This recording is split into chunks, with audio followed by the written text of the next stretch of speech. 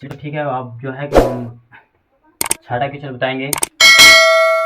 इसमें बोला है कि व्याख्या कीजिए कि 7 × 11 × 13 प्लस 13 और है ना 7 × 6 × 5 × 4 × 3 × 2 × 1 प्लस 5, ठीक है ना, भाज्य संख्याएं क्यों है। मतलब ये दोनों संख्याएं क्या है, एक भाज्य संख्या है, लेकिन क्यों है उसको बताता है। तो अब जो है कि आप लोग बताएंगे कि भाज्य संख्या किसे कहते हैं। ठीक है, जैसे कि एक होता है भाज्य, दूसरी क्या होती है,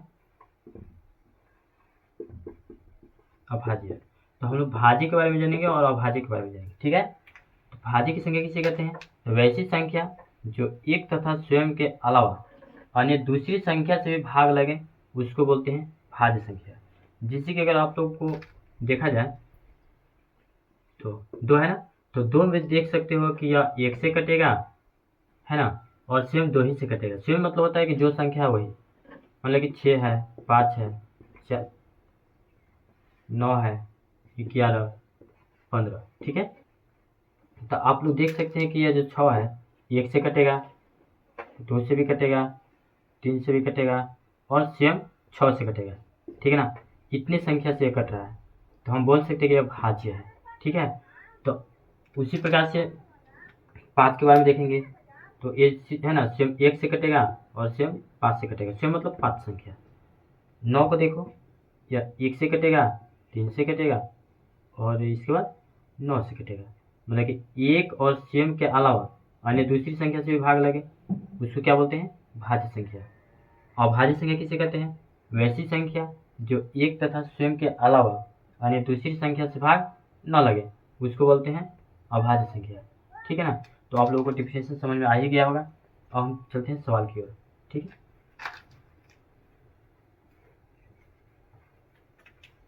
देखेंगे जिससे कि हम इसको मानकर चलेंगे। देखेंगे,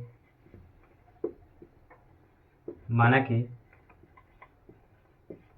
पहली संख्या बराबर 7 × 11 × 13 + 13। ठीक है, जब इसमें देखा जाए तो इसमें दो पद हुआ है। ठीक है ना, गुना प्लस के इधर देखो जो भी संख्या है ये गुना में है, बट इस है ना एक ही पद हुआ। ठीक है, प्लस के उधर जो है एक पद उधर है, मतलब दो पद में है। इसमें देख सकते हो कॉमन निकल रहा है कि नहीं, निकल रहा है। तो प्लस की इधर देखो 13 इसमें भी है, प्लस के उधर देखो 13 इधर भी है। तो हम करेंगे क्या, इसमें आसान है तरीका, 13 को क्या करेंगे कॉमन ले लेंगे, 7 × 11 × अब बताओ यहाँ पे कॉमन ले लिए तो 13 तो बचा नहीं, अब यहाँ पे एक बचा, लेकिन छोड़ो एक मतलब। फिर इसके बाद क्या होगा, प्लस 1 इसको लिखेंगे ना, क्योंकि इसमें से 13 आ गया तो 13 यहाँ पे बचेगा। 13 का गुना ना, जैसे कि मान लो कि 13 से गुना करेंगे तो ये चीज़ आगे सेम आ गई, और इससे गुना 1 में करेंगे तो 13 कम 13, है ना। ठीक, तो हम यहाँ पे 13 कॉमन इसमें आ गया।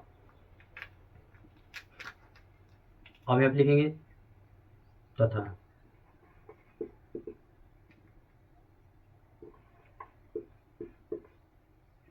दूसरी संख्या बराबर 7 × 6 × 5 × 4 × 3 × 2 × 1 + 5। देख सकते हो कि ये भी दो पद में है। देखो प्लस की इधर भी 5 है, 5 इधर जो है ना, तो इधर भी 5 है, तो चलो हम 5 कॉमन ले लेते हैं, जो मिलता है उसी को कॉमन लेंगे। ठीक है, तो बचा क्या, 7 × 6 × 5 तो ले लिए हैं, नहीं लिखेंगे, 4 × 3 × 2 × 1 + 1 का गुना बचा ना। तो अब देखो यहाँ पे हम यही समझ सकते हैं कि पहला जो संख्या जो हुआ इसको यदि हम गुना करके जोड़ के यदि 13 से भागा करेंगे ना, 13 से भागा देंगे तो यह भागा लग जाएगा।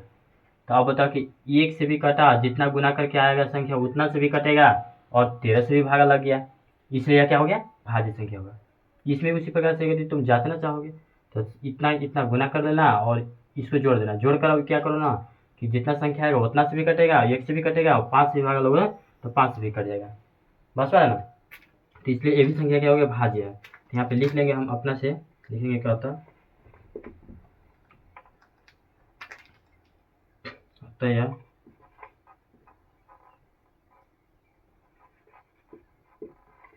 भाज्य संख्या भाज्य संख्याएं है। लिख सकते हो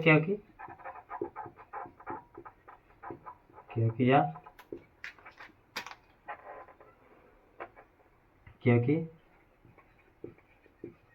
पहली संख्या 13 तथा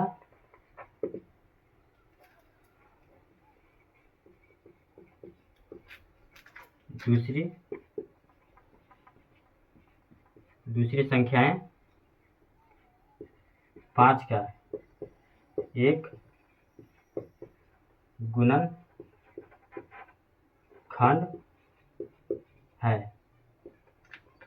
यही हो गया आपका आंसर। ठीक है, थैंक यू।